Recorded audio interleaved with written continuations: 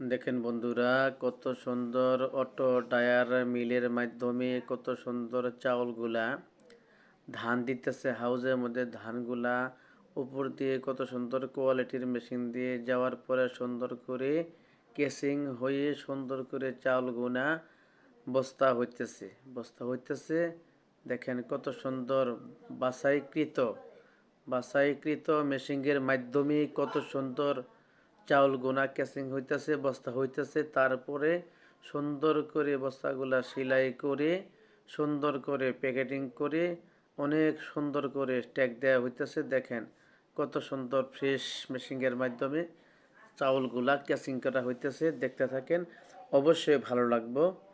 দেখেন কত সুন্দর, কত উন্নত প্রযুক্তির মাধ্যমে চাউলগুলা কেসিং করা হইতেছে। দেখেন অনেকটাই ভালো লাগবে বন্ধুরা। ধন্যবাদ সবাইকে।